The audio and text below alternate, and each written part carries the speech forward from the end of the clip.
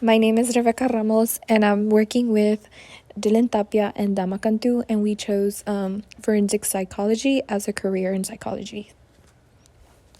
What is a forensic psychologist? Forensic psychologists' expertise are in legal issues.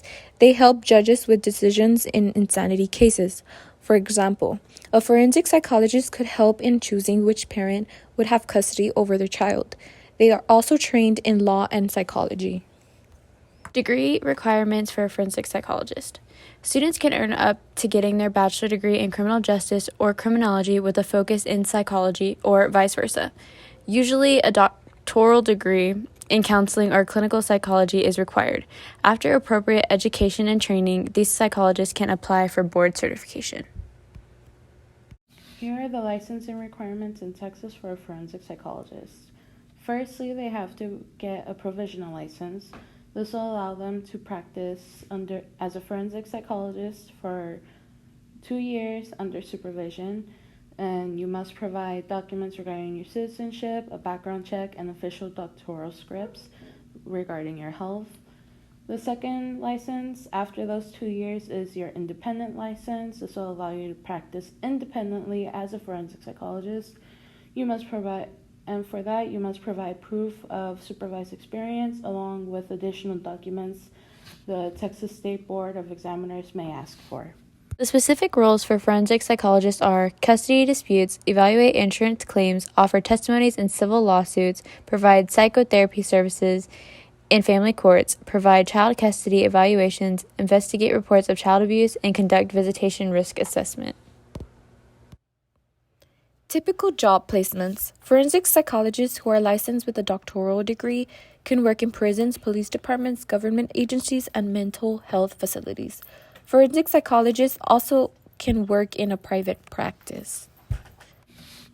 The APA division associated with forensic psychology would be Division 41 under American Psychology Law Society, which promotes understanding legal institutions, educating psychologists on legal matters, and law personnel on psychological matters, and seeing how psychology would apply to the field of law.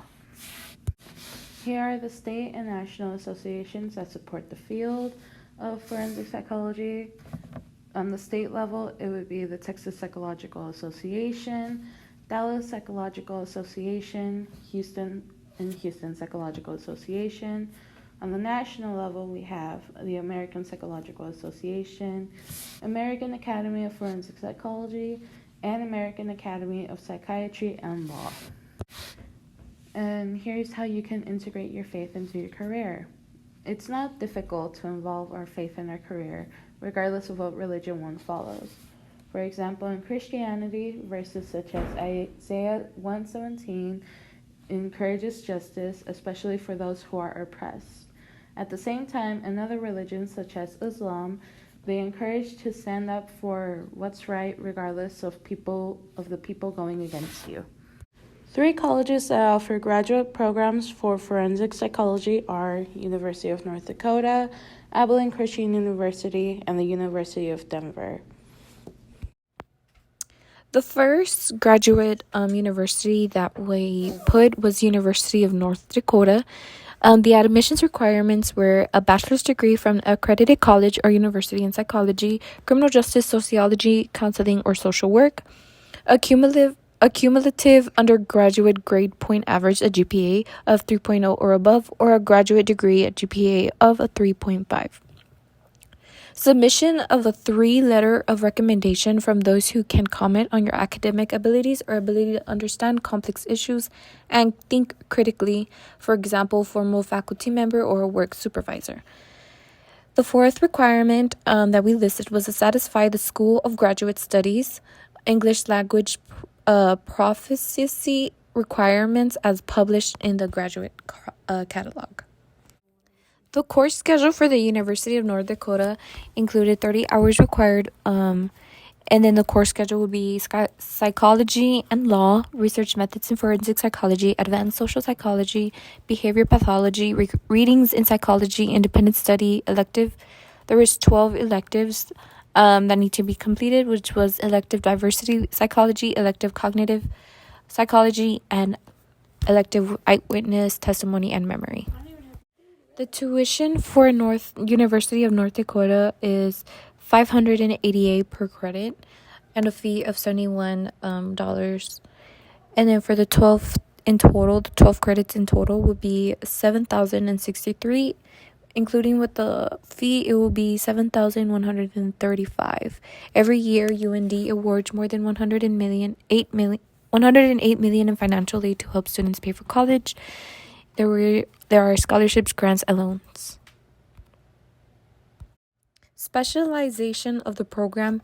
This online program is designed with working professionals in mind. Students have careers in law enforcement, military, social services, agencies, and hospitals, among others. I didn't really like this program because it was online. It could be beneficial for most people, but it takes away the engagement with the material, and there is a great sense in community when being in person. The second graduate program that we will discuss is Abilene Christian University's psychology program. Their graduate tuition and fees are as listed right here, $65 for application fee. If you have late registration, it's $10 for each course. The parking permit is $50, etc. And then the tuition per each credit hour is $1,397. They also do offer scholarships depending on your hours and what department you're in. The requirements are you have to pay the $65 application fee. You have to have a bachelor's degree, and your transcripts have to be translated in English. The GPA requirements are a 3.5 to a 4.0, and you have to have 3 letters of recommendation, 2 people from the psychology department or psychologists who are familiar with you and your work, and you have to have 12 undergraduate hours in psychology. Continuing with Abilene Christian University, an example of coursework would be clinical research methods, ethics and issues in professional psychology, multivariate statistics, human learning, and cognition. It's a 2-year program, and 36 credit hours are required. Some career options are psychologist, behavioral interventionist, psychotherapist, mental health counselor, clinical assessment developer, forensic therapist, or behavioral analyst. What I liked about this program is that you have options going into the psychology field with this graduate program. I didn't like how there aren't as many scholarships, and I wish there were more to help those who need it. So our third college is the University of Denver. The graduate tuition and fees are as calculated below, the direct costs and then the indirect costs, and then the total cost of attendance. They do give out merit scholarships and some that are for the specific psychology departments.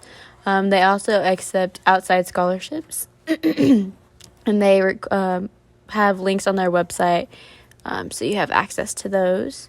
So their admission requirements are you must hold a bachelorette degree from a regionally accredited college or university. You need a 3.0 to 4.0 GPA or a 2.5 for consideration. The psychology prerequisite can be met by a 660 or higher on the psychology subject GRE exam.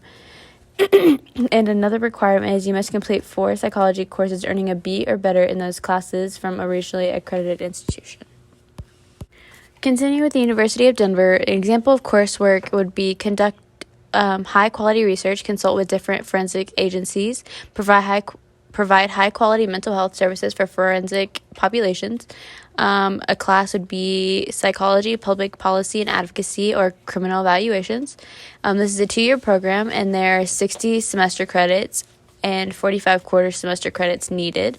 What I liked about this program was that they provide services at a low cost for people who can't afford it. And here are a list of career options as well. You could do domestic violence and child abuse programs, crisis intervention and response unit, or specialty courts and police consultations.